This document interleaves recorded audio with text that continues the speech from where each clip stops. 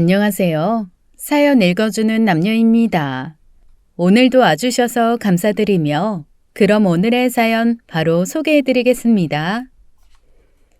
저도 웬만하면 잘 참고 주변 사람들에게 맞춰주는 사람인데요. 도저히 이해가 되지 않는 사람이 제 인생에 한 명 있어요. 바로 저를 날마다 괴롭히는 팀장입니다. 하긴 어쩌면 첫 단추부터 잘못 끼워진 사이일지도 모르겠네요. 저는 대학을 졸업하고 7급 공무원 시험을 준비했었어요. 그런데 3년을 내리 떨어지니 부모님께 계속 용돈 받기가 죄송하더라고요. 생각해보면 딱히 공무원이 꼭 하고 싶었던 것도 아니고 과감하게 정리하고 외국의 보험회사 재무설계사로 들어갔습니다. 공무원 시험을 준비하던 짬밥이 있어서 반년 바짝 준비해서 재무설계사 자격증을 땄거든요. 첫 출근 날 하필 늦잠을 잔 거예요. 출근 전날 나름 긴장해서 잠을 설쳤거든요. 출근하는 지점이 지하철역에서 제법 멀어서 택시 호출을 예약했어요. 예약 택시 차 번호를 확인하고 타려는데 어떤 여자가 휙 타버리는 거예요. 저기요, 뭐 하시는 거예요? 이거 제가 예약한 택시예요. 무슨 소리예요? 이거 내가 예약한 건데. 아우, 시간 없어 죽겠는데 아침부터 재수없게. 와, 저는 순간 제가 착각한 줄 알았다니까요. 그런데 아니었어요. 그 여자가 그냥 거짓말을 한 거였죠. 저는 덕분에 첫날부터 지각을 했어요. 이미 아침 조회가 시작되고 있더라고요. 정신없이 인사를 하고 배정된 1팀으로 가서 팀장에게 인사를 하는데 맙소사, 팀장이 바로 아침에 봤던 그 택시 무개념 여자였어요. 출근 첫날부터 지각하는 신입이 있네. 이래서 요즘 애들은 안 돼. 정신 상태가 글러먹었어. 아니, 4년제 대학 졸업하고 재무설계사면 뭐해? 기본이 안 됐는데.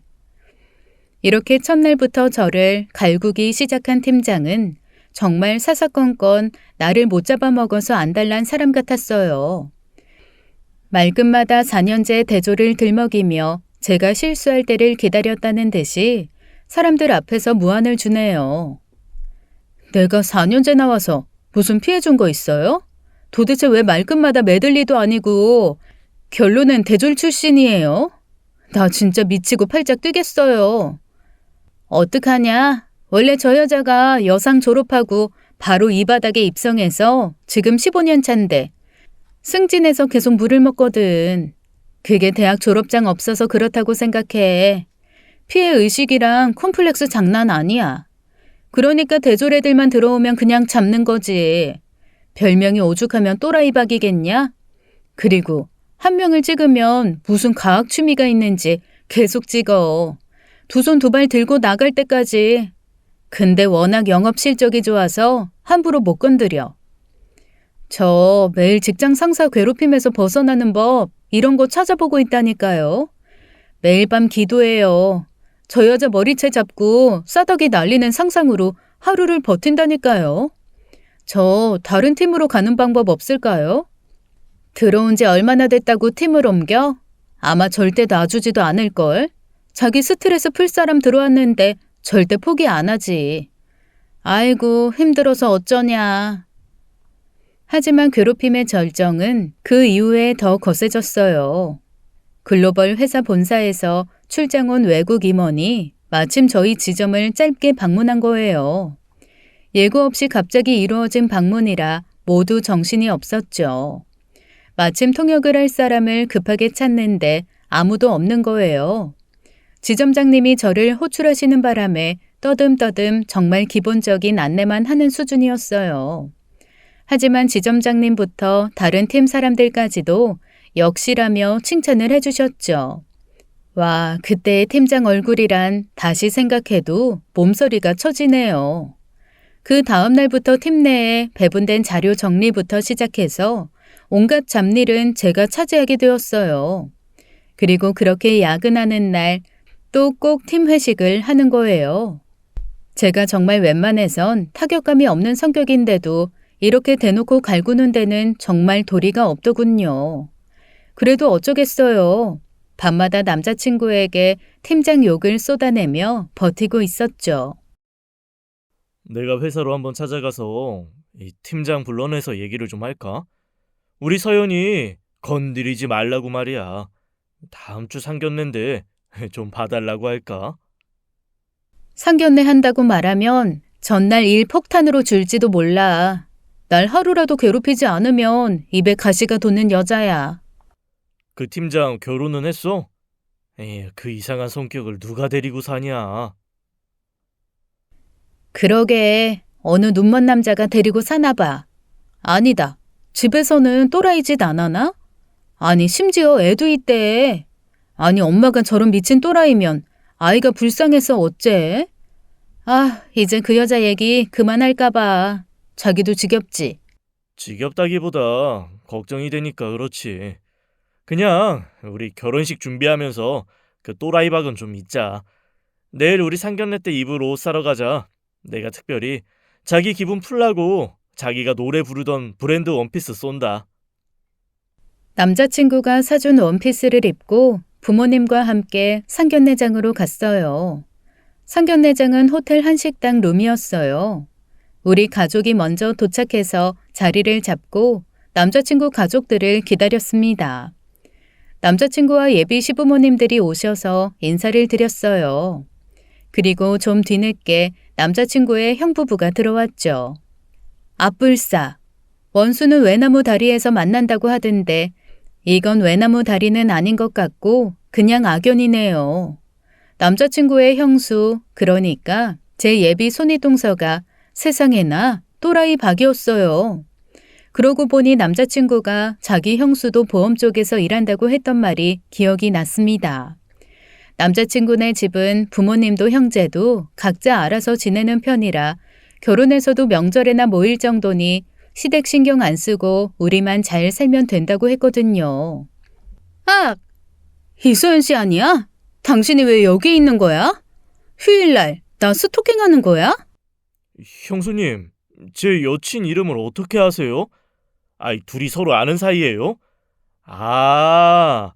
보험 쪽 사람들은 서로가 알 수가 있겠구나. 너무 신기하다. 자기야, 형수랑 언제부터 알게 된 거야? 차마 남자친구에게 그 자리에서 저 사람이 또라이 박이라고 얘기를 할 수는 없었어요. 정말 남자친구에게는 미안하지만 그 자리를 박차고 나가버리고 싶더군요. 하지만 저는 남자친구를 선택했고 그렇다면 이 자리를 잘 모면하는 것이 급선무가 되었죠. 어머나, 박 팀장님. 어머나, 형님께서 보험 쪽에 계시다고 하더니 이런 인연이 다 있네요. 엄마, 아빠, 우리 회사 팀장님이셔. 어떻게 이렇게 기막힌 우연이 있을까요? 저는 순웃음을 지으며 연기를 시작했죠. 순간 박 팀장의 여유 있는 표정이 얼마나 오싹했는지 모른답니다. 저 미소는 회사에서 나를 갈구기 직전에 짓는 표정이었거든요. 마음의 준비를 단단히 했어요. 일단 저는 이 결혼을 사수하기로 마음을 먹었으니까요. 세상에나, 군뱅이도 구르는 재주가 있다고 하더니 서연 씨, 어떻게 우리 도련님 같은 남자를 잡을 수가 있었지? 회사에서는 하도 구멍이라 연애 같은 건 꿈도 못 꿀 물건이라 생각했는데 말이야. 어머님, 이 결혼 생각 좀 해보셔야겠네요. 아유, 우리 도련님도 참 어쩌다가 저런 애랑 눈이 맞으셨을까나? 설마 자기가 말한 상사님이 우리 형수님이셨어? 말도 안 돼. 와, 정말 기막힌 인연이네요, 형수님. 이제 우리 서연이 식구 될 거니까 좀 잘해주실 거죠? 남자친구는 형님이 저를 까내리자마자 바로 그 또라이 박이라는 걸 눈치챘어요. 저와 눈을 마주치고는 기선제압에 나섰죠. 이렇게 든든한 내 편이 있다면 또라이 박 형님이라도 이 결혼 할만하겠다 싶었습니다. 상견례 날은 무조건 또라이 박, 아니 예비 형님에게 당할 수밖에 없었어요. 결혼하기까지 형님은 처음엔 이 결혼을 파토낼 기세로 온갖 말도 안 되는 소리를 지어내더군요. 하지만 남편과 시부모님들이 흔들리지 않자 생각을 바꾸는 것 같았어요. 회사 상사의 권력과 더불어 손이동서의 권력을 가지고 괴롭히기로 작정을 했더군요. 결혼식장까지 들어가는 길이 가시밭길이었어요. 예단부터 결혼식장, 신혼여행 결혼반지, 심지어 드레스까지 꼬투리를 잡았습니다. 보다 못한 시부모님들이 그만하라고 역정을 낼 정도였죠. 결혼을 하고 난 뒤에도 변함은 없었어요. 다행히 집안 행사가 많은 집이 아니라서 얼굴 마주칠 일이 많지 않았지만 명절에 모이기라도 하면 영락없이 대단한 형님 노릇을 했습니다. 큰애야, 너도 안 하는 걸 왜 새아기한테 그렇게 시키려고 하니? 회사에서나 상사지, 집에서는 가족이잖니. 내 앞에서 이렇게 애를 잡으면 안 보이는 데선 얼마나 더 하겠니? 어머, 어머님 무슨 말씀이세요? 그전에야 동서가 일을 제대로 못해서 제가 다 그 뒤치다꺼리를 하느라 힘들어서 동서한테 쓴소리 좀 했는데요. 이제 제 아랫동서가 됐으니 회사에서 제대로 혼내지도 못해요. 아유, 제가 힘들어 죽겠어요. 그래. 어머님 말씀대로 적당히 해. 가족이면 더 챙겨줘야지. 지금까진 좀 껄끄럽게 지냈어도 이제는 좀 살갑게 대해주고 그래. 아이, 우리 형수님. 제가 이번에 형수님 선물 하나 챙겼습니다. 우리 와이프 잘 좀 봐주세요. 집에서나 회사에서나 저는 그냥 딱 형수님만 믿겠습니다. 시부모님과 아주버님, 남편까지 나서서 저를 보호해 주시니 형님도 집에서는 눈치가 보였는지 적당히 사람들 없을 때만 괴롭히더라고요. 저도 그동안 맷집도 생겼고 형님 빼곤 시댁 식구들이 지원군으로 나서주셔서 견딜만 했어요. 문제는 회사였어요. 사람들한테는 손아래 똥서가 돼버려서 특별히 봐준다고 떠벌리대요.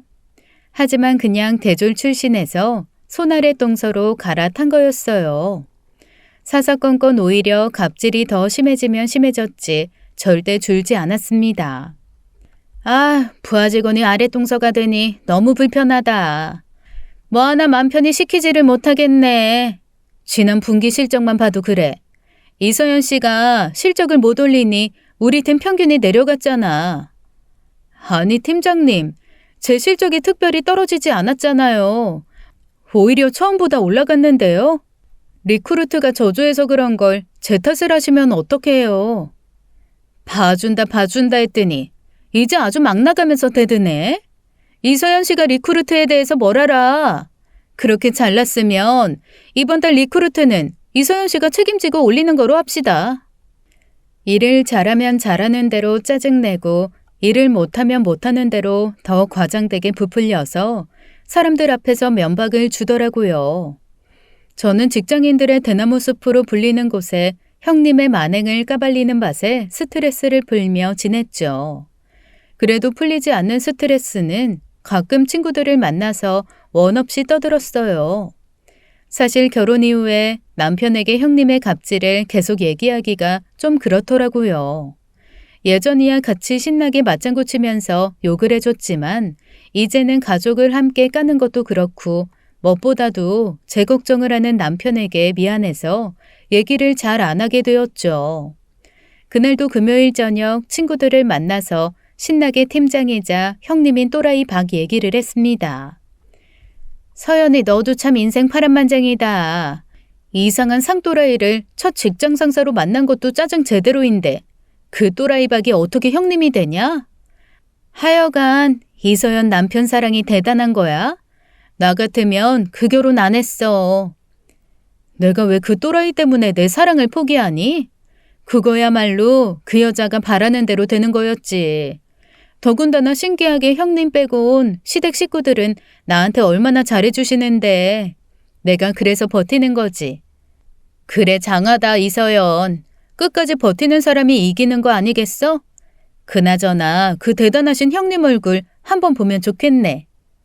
우리 결혼식장에서 봤잖아. 기억 안 나? 혼자서 완전 인상 꾸기고 있었던 아줌마. 가족사진 찍을 때도 그 여자 때문에 정말 깜놀했잖아. 무슨 시댁 형님이 혼자서 흰색 양장을 입어? 그날 화장이랑 머리는 무슨 재혼하는 신부 화장인 줄. 어머어머, 야야, 저기 좀 봐. 나 순간 여기가 뉴욕 센트럴파크인 줄. 이제 야외에서 저렇게 딥키스 막 하고 그러네. 뭐 요즘 애들 주변 눈치 안 보고 좋구나. 요즘 애들은 무슨. 여자는 아줌마네. 뭐야. 싫다 싫어. 호프집의 야외에 펼친 테이블 안쪽에서 연인들이 키스를 하고 있었어요. 아니 자세히 보니 체격 좋은 젊은 남자와 연상으로 보이는 여자였죠. 아우 애들이 촌스럽게 웬 호들갑이니? 연상연하 커플이 꼭 남자만 나이 많아야 한다는 법 있냐? 뭐 대놓고 저렇게 키스를 하고 싶을까 그런 생각이 들긴 하지만 말이야. 그런데 자세히 보다 보니 연상의 여자 얼굴이 낯이 익은 얼굴인 거예요. 키스를 할 때에는 여자의 뒷모습만 보였거든요. 키스 타임이 끝나고 옆으로 고개를 돌리는데 세상에나 그 여자는 형님이었습니다. 저는 급하게 사진을 찍었죠. 키스가 끝난 다음에도 형님은 젊은 남자에게 눈을 떼지 못하고 뭐가 그렇게 좋은지 계속 깔깔거리며 웃고 있더라고요. 그러다가 사진을 찍는 저와 형님의 눈이 허공에서 딱 마주쳤습니다. 순간 저도 형님도 1초의 정적이 흘렀죠. 형님은 바로 저라는 걸 알아봤어요. 멀리서도 당황한 형님 얼굴이 보였습니다. 바로 짐을 챙겨서 급하게 자리를 일어나더군요. 어머, 뭐야? 너 사진은 왜 찍어? 아는 사람이야? 대박 사건. 저 여자 또라이방 내 형님이었어. 헐, 너 제대로 본 거 맞아? 사진은 제대로 찍었어? 키스하는 걸 찍었어야지. 또라이박 하다 별걸 다 하는구나. 야, 서연아, 너 이제 고생 끝이다. 이제 형님이고 팀장이고 나발이고 너한테 꼼짝 못할 거 아니야. 야, 당장에 아주버님한테 가서 다 까발려. 그동안 당한 거 이번에 갚아버려. 저는 일단 친구들과 헤어지고 남편에게 제가 찍은 사진들을 보여줬죠. 그리고 그때의 상황을 자세하게 설명했어요. 형님과 저의 사이를 알고 있는 남편이기에 자칫하면 오해할 수도 있겠다 싶었습니다. 나야 당신 말을 믿고도 남지. 그런데 사진에 보이는 건 젊은 남자와 형수님이 웃고 있는 것뿐이잖아. 증거가 없잖아.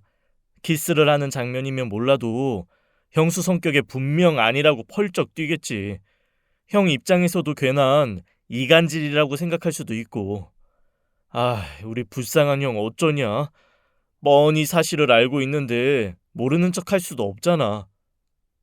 내가 조금만 빨랐어도 증거 완전 빼박이었는데 나랑 눈까지 마주쳤는데 발뺌할 수 있을까?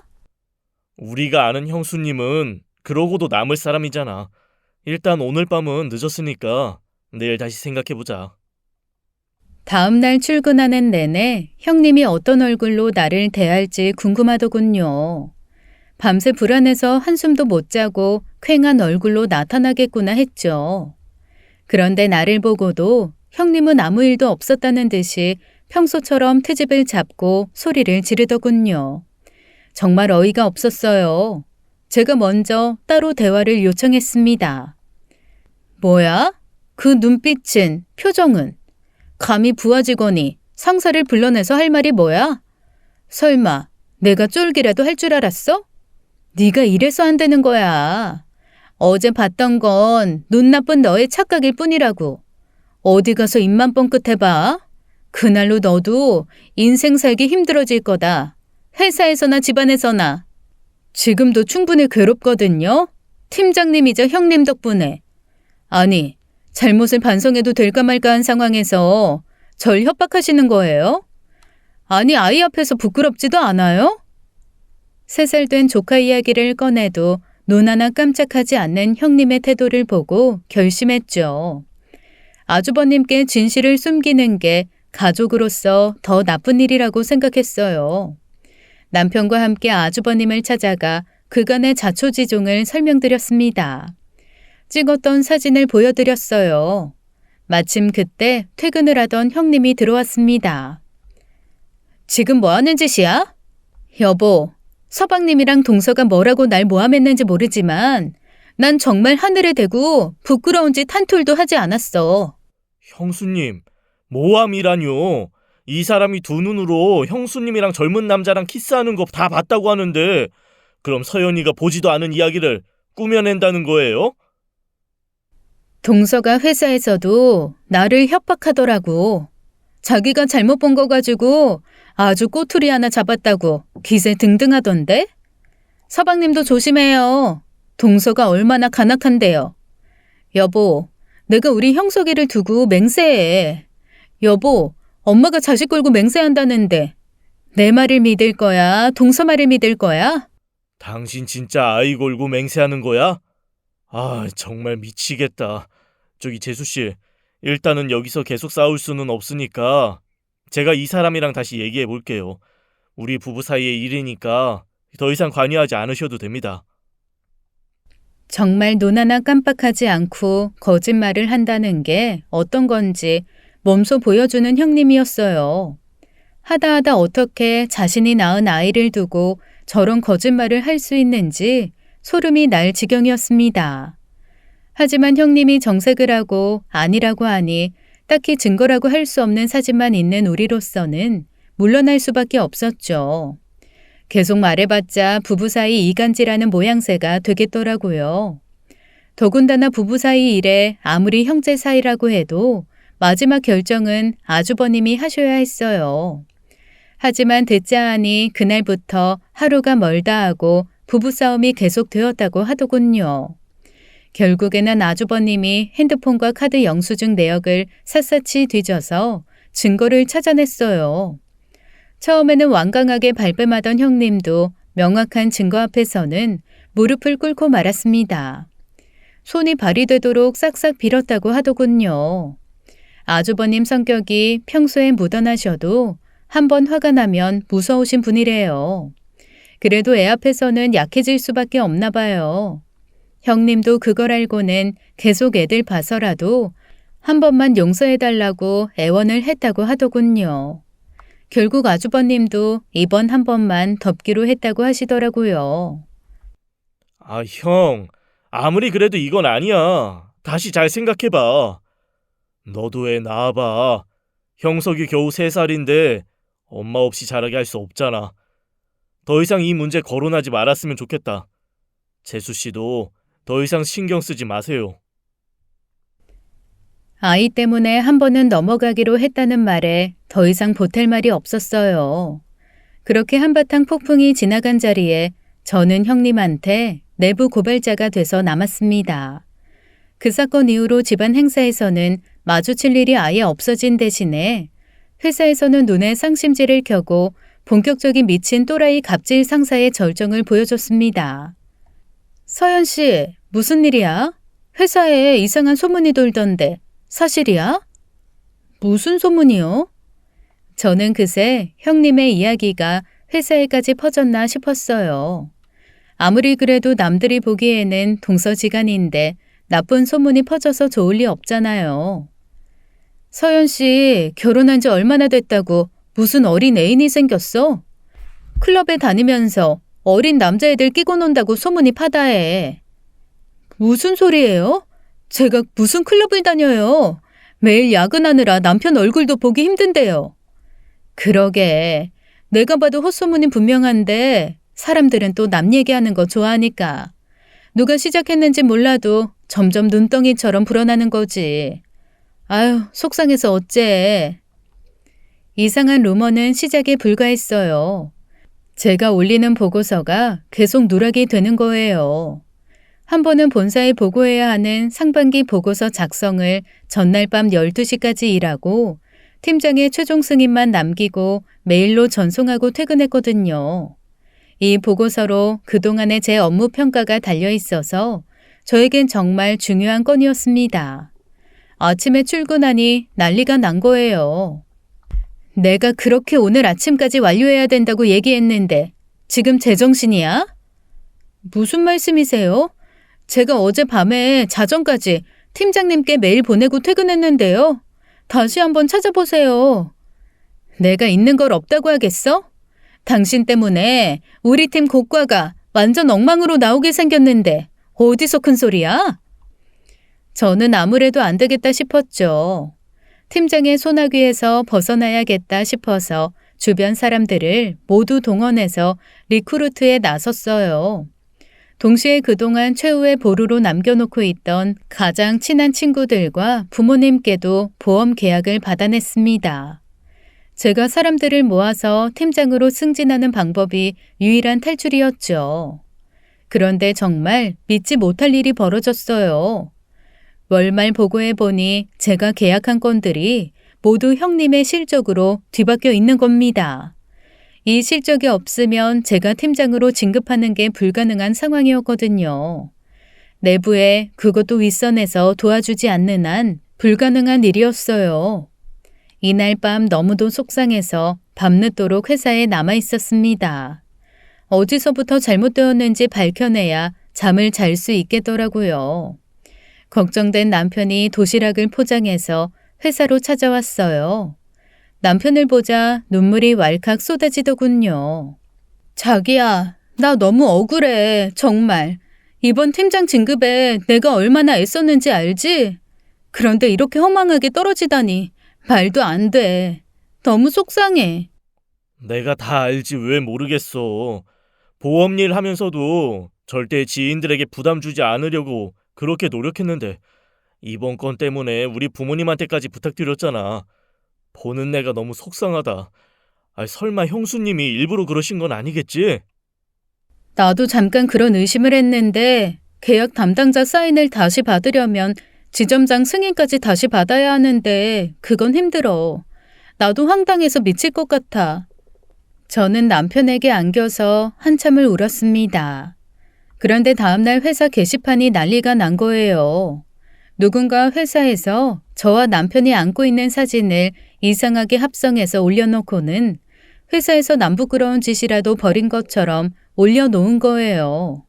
결국 합성 사진인 게 밝혀지긴 했지만 회사에 외부인이 들어오게 한 부분에 대해서는 심할서를 써야 했습니다.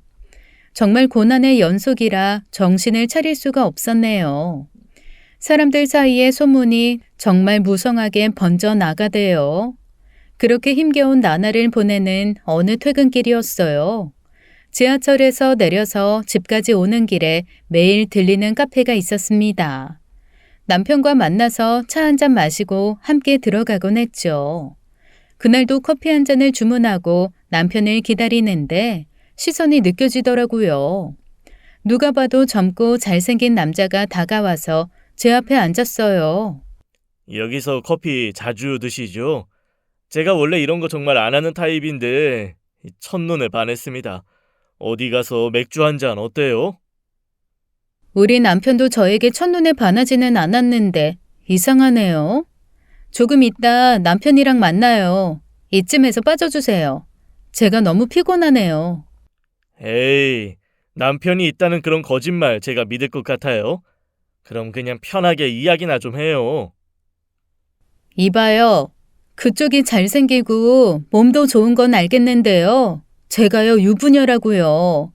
제가 어디 가서 남자들이 막 번호 달라고 조를 만한 미모가 아닌데 이상하네요. 제가 아무리 피곤해도 촉은 아직 죽지 않았는데 냄새가 나는 것 같네요. 아, 마침 저기 내 남편 오네요. 자, 여기서 삼자대면으로 무슨 연유로 나한테 반했는지 들어볼까요? 남자는 움찔하더니 남편을 보고는 뒷걸음질 치더니 바로 주랭랑을 쳤습니다. 무슨 일이야? 저 남자는 누구야?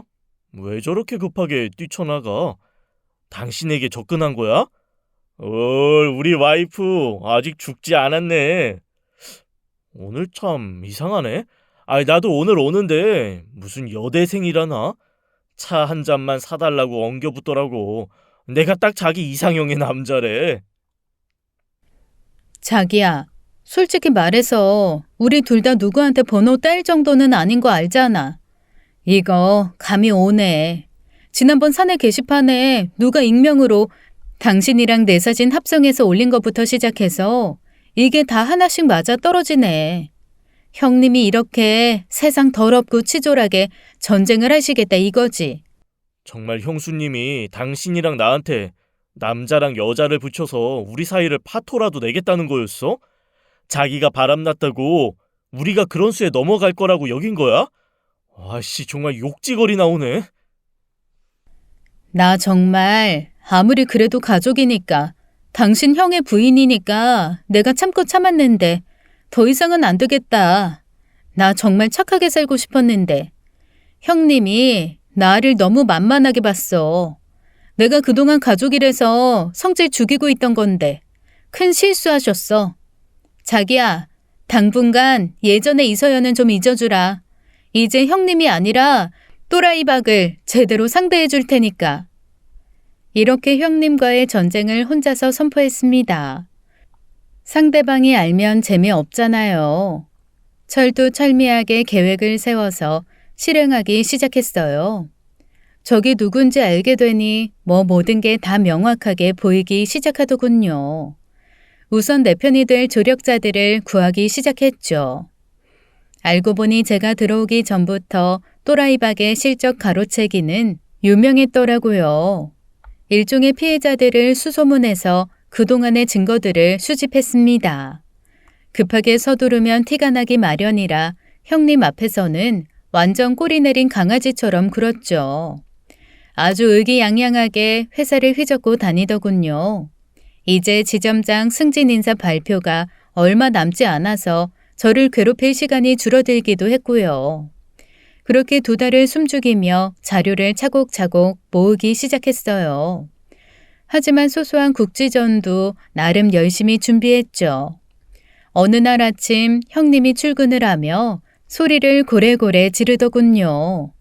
한동안 잠잠했던 출근 시간 지랄 난리를 오래간만에 보게 됐어요. 도대체 누구야? 주차장 담당 경비 아저씨, 당장 올라오라고 해. 지금 교대 중이라 아무도 없다는데요. 팀장님, 무슨 일이세요? 아니, 남이 장애인 주차구역에 불법 주차를 하든 말든 무슨 상관이야? 어느 할 일 없는 것들이 사진 찍어서 신고한 거냐고. 내가 이거 신고한 것들 다 잡아서 가만 안 둘 거야. 팀장님, 민원 신고 건은 절대 신고자 알려주지 않아요. 다들 팀장님처럼 복수한다고 난리 피거든요. 넌 지금 불난데 부채질하니? 혹시 너야? 네가 신고했니? 아우, 형님이 생사람 잡고 있네요. 누가 신고하긴요. 제가 신고했죠. 얼마나 부지런하게 2달 동안 갓생을 살았는지 몰라요. 형님은 주차장에 자리가 있어도 꼭 장애인 주차장에 주차를 했거든요. 아침마다 촬영을 해서 매일 24시간 안에 신고를 했습니다. 아마 오늘부터 시작일 거예요. 2달 전부터 신고했던 과태료 통지서가 40장은 넘게 날아올 테니까요. 하하. 일종의 소소한 전쟁의 서막을 알리는 팡파레라고나 할까요? 지점장 승급 인사 발표가 일주일 정도 남아있을 때 저 또한 우리 지점 사내 게시판에 익명 투고를 했습니다. 부하 직원의 보험계약 실적을 바꿔치기 한 것 외에도 나눠야 할 인센티브까지 몽땅 혼자 독식한 어느 팀장의 비리에 대해서 말이죠. 우리 지점은 아주 발칵 뒤집혔어요. 본사에 이런 사실이 알려지면 지점장도 문책 사유가 되기도 하거니와 지점장 또한 본사로의 승진을 앞두고 있어서 예민한 시기였거든요. 지점장 선에서 팀장이 가로챈 그간의 인센티브를 다시 직원들에게 돌려주는 것으로 마무리가 되었어요. 예전 같으면 어떤 거짓말을 하더라도 지랄생 난리를 치면서 절대 자기 것을 포기하지 않았겠지만 지금은 평판관리를 해야 하는 시점이라 또라이박 형님도 이를 악물고 참더군요. 아니, 내가 언젠가는 더 큰 금액으로 보상해 주려고 했지. 그렇게 입 싹 닦을 생각은 없었어. 여러분이 이해해 주길 바래요. 이해는 무슨 개뿔. 당신이 저지른 가장 큰 만행이 남아있다고. 다시 우리 지점 사내 게시판에 익명 투고를 했습니다. 누군가 고객 개인정보를 그동안 분양사무소와 인터넷 가입 사무실 등에 팔아넘기고 있다고 말이죠. 물론 그 비리의 주인공은 형님이었어요. 그런데 이번엔 지점장이 그 게시글 자체를 삭제하라고 지시하는 거예요. 아니 지난번 투고는 그렇다 쳐도 사실도 아닌 유언비어를 누가 자꾸 이렇게 퍼뜨리는 거야? 이게 사실이면 당당하게 앞에 나와서 증거 자료를 제출하라고. 이게 본사로 흘러들어가 봐. 우리 지점 모두 망하는 거야. 아니, 읽어보시면 이미 충분한 증거 자료가 첨부되어 있는데 무슨 유언비어예요. 감출 게 아니라 정확하게 조사를 하셔야죠. 이거 개인정보보호법 위반으로 신고당할 수도 있다고요. 우리 지점이 문제가 아니라 회사 전체의 신용이 달린 문제입니다. 이서연 씨, 말 잘하네. 이거 이서연 씨가 쓴 거야? 그렇지 않아도 지점 분위기 뒤숭숭한데 계속 이렇게 걸고 넘어질 거야? 아이, 팀장 되기 싫어. 이래서는 내년에도 팀장 힘들다고. 내가 본사로 올라가고 박 팀장이 지점장 되면 자연스레 진급인데 왜 이래? 지점장은 오히려 이 모든 사건을 무마하려고 저에게 팀장 자리를 걸고 협박 아닌 협박을 하더군요. 지난번 제 계약건을 바꿔치기 한 것도 다 지점장의 승인 아래 형님이 저지른 짓이었더라고요. 저는 처음에는 형님이 지점장의 약점이라도 잡고 협박이라도 한 줄 알았어요. 그러지 않는 이상 지점장도 자신의 자리가 위험할 짓을 할 리가 없잖아요. 그래서 지점장의 뒤를 밟기 시작했습니다. 점심시간마다 지점장과 형님이 자주 식사를 한다며 자리를 비우는 거예요. 그런데 항상 2~3시간을 훌쩍 넘겨서 들어왔어요. 뭔가 내가 예상했던 방향이 아니다 싶었죠. 그동안 쌓아놓았던 사내 네트워크를 좀 활용했어요. 우선 총무팀 막내에게 부탁해서 지점장의 점심 식사 영수증 내역을 확보. 형님이랑 나간 날은 같은 장소에서 식사를 했더라고요. 룸으로 이루어진 참치집이었어요. 네, 참 형사도 아닌데 잠복 수사까지 했네요. 형님이 지점장과 식사를 하러 간다고 하길래 택시를 타고 참치집에 먼저 도착했어요. 들키지 않으려고 후드티에 모자까지 뒤집어 썼습니다. 참치집의 홀에 있는 다찌에 앉아 먼저 점심 초밥을 시키고 기다렸죠. 지점장과 형님은 단골인지 서빙하는 종업원들이 반갑게 아는 척을 하더군요. 어서 오세요. 매번 드시는 것으로 준비할까요? 음식은 한꺼번에 주시고요. 옆방은 비워주세요. 네네, 걱정하지 마세요. 룸에서도 가장 끝방으로 안내를 받더라고요. 저는 화장실을 가는 척 하다가 옆방으로 숨어들었어요. 참치집의 룸은 미닫이 칸막이로 되어 있잖아요. 2인 룸을 기본으로 하고 있지만 미닫이 문을 열면 4인, 6인 이렇게 단체가 가능하도록요. 옆방이 비어져 있으니 하늘이 저를 도와주는구나 싶대요. 음식이 서빙될 때를 틈타 미닫이 문을 살짝 열어놨어요. 티는 안 나지만 틈새로 옆방에서 뭘 하는지는 충분히 촬영 가능했습니다. 원래 코스로 준비되는 음식을 한꺼번에 달라는 이유가 있었네요. 종업원이 나가자 형님이 지점장의 옆으로 와서 앉더군요. 아이, 밥 팀장 보고 싶어서 주말에 참느라고 혼났네.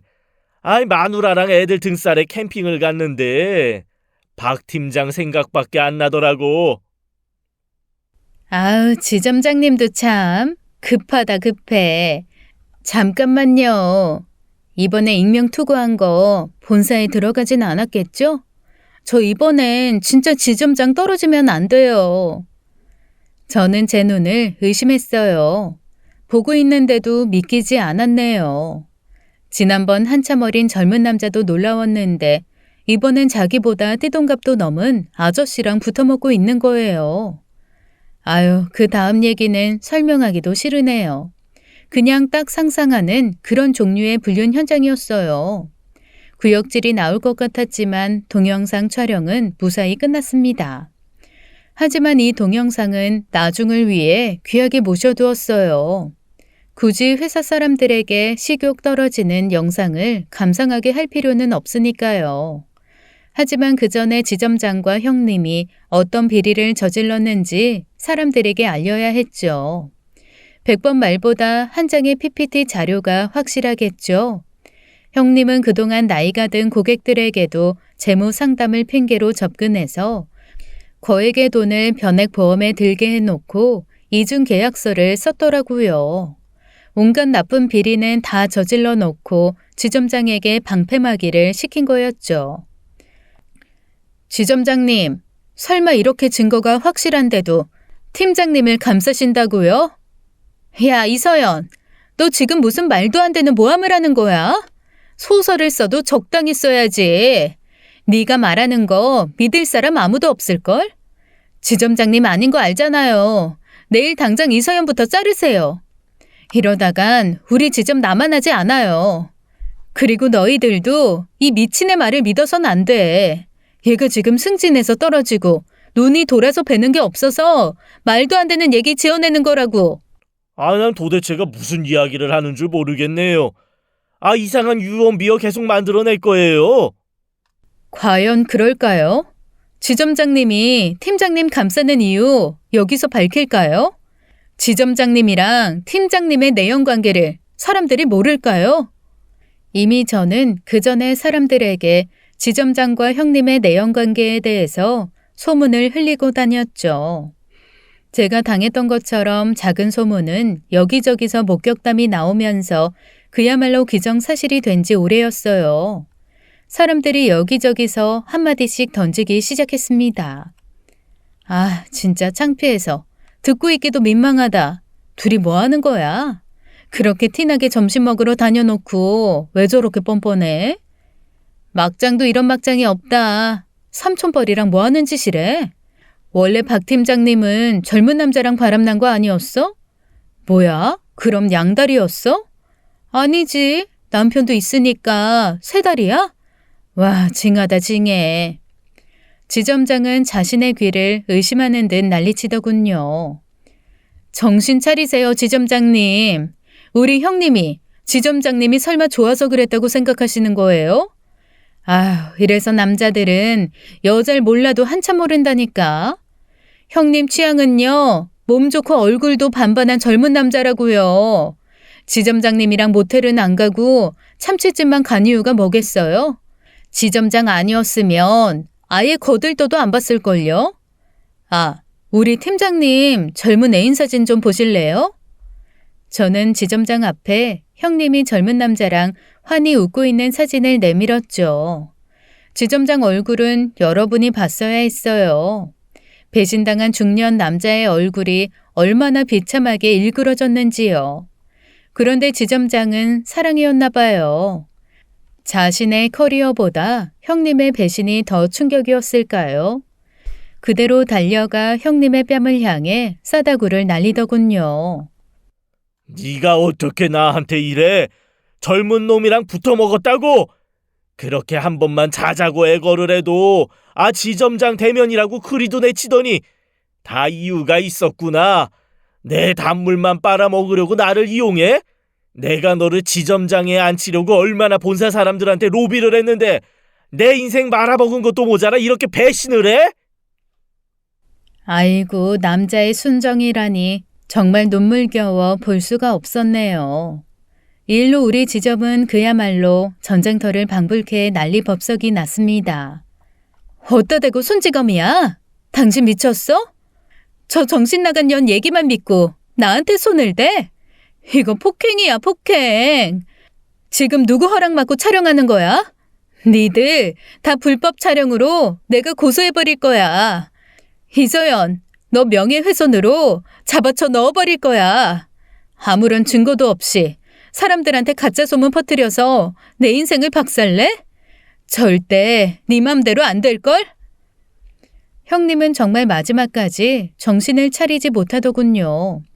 지점장은 징계 처분이 내려졌고 그동안 박 팀장의 비리까지 공동 책임을 물어야 했습니다. 형님은 당연히 해고를 당했죠. 회사에서 형님을 상대로 개인정보 유출 및 불법 판매에 대한 고소가 들어갔어요. 개인의 비리로 회사가 입게 된 손해배상까지 소송이 들어갔습니다. 그 액수 규모가 수억을 넘는다고 하더군요. 이렇게 되니 형님이 기댈 곳은 당연히 아주버니밖에 없었어요. 하지만 우리 부부는 아주버니를 그런 여자한테 당하게 할 수 없었습니다. 지난번과 같은 실수를 되풀이해서는 안 되었기에 이번에는 확실히 준비를 했죠. 먼저 조카는 시부모님 댁으로 보냈어요. 시부모님에게는 먼저 자초지종을 말씀드렸죠. 아이고, 지난번에 그 난리를 쳐놓고도 걘 정신을 못 차린 게구나. 아무리 손주놈 봐서 참아준다고 해도 이번엔 절대로 용서 못하겠다. 마음 같아선 내가 달려가서 머리 끄댕이라도 잡아도 분이 안 풀린다만 이번엔 니들만 믿고 내가 형석이 잘 보고 있을 테니 아주 확실하게 끝내게 해라. 형님은 아주버니 앞에서 무릎을 꿇고 있었어요.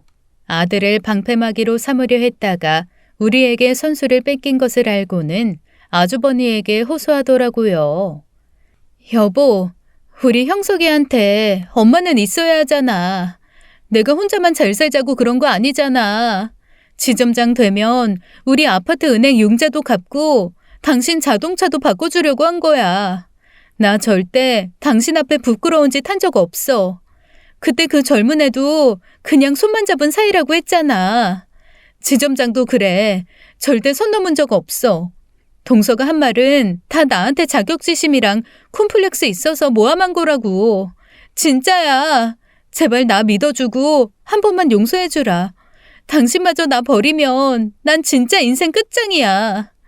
헐, 저 순식간에 자격지심 쩌는 콤플렉스 끝판왕 여자가 돼버렸네요. 하도 진짜처럼 얘기해서 듣는 저도 내가 소설을 썼던가 자문했어요. 사람이 마지막에는 자기 반성도 하고 뉘우치면 얼마나 좋을까요? 그러면 그 정상 참작이라도 해줄 텐데요. 형님은 자신의 인생을 스스로 구렁텅이에 밀어 넣었습니다. 하지만 같이 아이를 낳고 산 세월이 또 무서운가 봐요. 저렇게까지 자신의 무고함을 외치는 걸 보니 아주버님도 마음이 흔들리나 봅니다. 하지만 이날을 위해 준비한 것이 있죠. 마음 약한 아주버님을 위해 어쩔 수 없이 그 비장의 영상을 공개할 수밖에 없었어요. 기억하시죠? 여러분의 상상에 맡겼던 참치집의 영상. 형, 나도 이렇게까지 가고 싶지 않았는데 형이 또 형석이 생각해서 마음 약해질까봐 이러는 거야.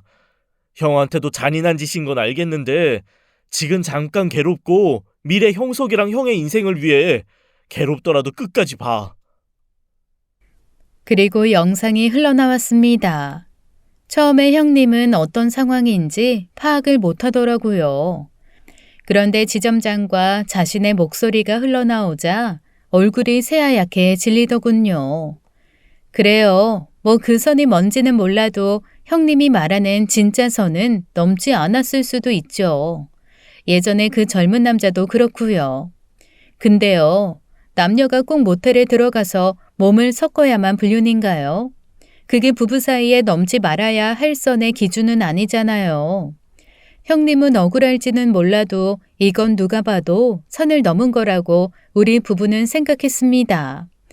아주버니는 의외로 끝까지 동영상을 다 보시더군요. 그리고 의외로 침착하게 말씀하셨어요. 진짜로 당신 말을 믿고 싶었어. 형석이가 당신 없이 자라는 것보다 그래도 엄마가 있는 게 나으니까. 내가 형석이를 위해서 한 번은 참았는데 두 번 못 참으랴 생각도 했어. 그런데 이 영상 속 당신의 모습을 내가 그동안 모르고 산 것 같아. 형석이한테 이따위 엄마는 오히려 독이 되겠어. 평생 형석이 얼굴 볼 생각 따위는 접는 게 나을 거야. 아주버니의 그 차가운 단호함이 더 무섭더군요. 형님은 아주버니의 바지가랑이를 잡고 매달렸어요. 정말 끝까지 포기를 모르는 사람이었습니다. 난 정말 억울해. 너무 억울해. 나 진짜 안 잤단 말이야. 내 말 좀 믿어줘. 아주버님은 이혼 소송을 하셨습니다. 형님이 끝까지 협의 이혼을 안 한다고 버텼거든요. 아주버님은 결국 위자료 소송까지 걸어서 이혼을 마무리했어요. 한번 싹 물갈이가 된 저희 지점에서 저는 팀장으로 승진했습니다. 전쟁터에서 살아 돌아온 저는 다시 평온한 일상을 유지하고 있어요. 지금까지 미친 동서와의 복수열전에 함께해 주셔서 감사합니다. 지금까지 사연 읽어주는 남녀였습니다. 끝까지 시청해 주신 여러분 감사드리며 저희는 다음 사연으로 돌아올게요. 감사합니다.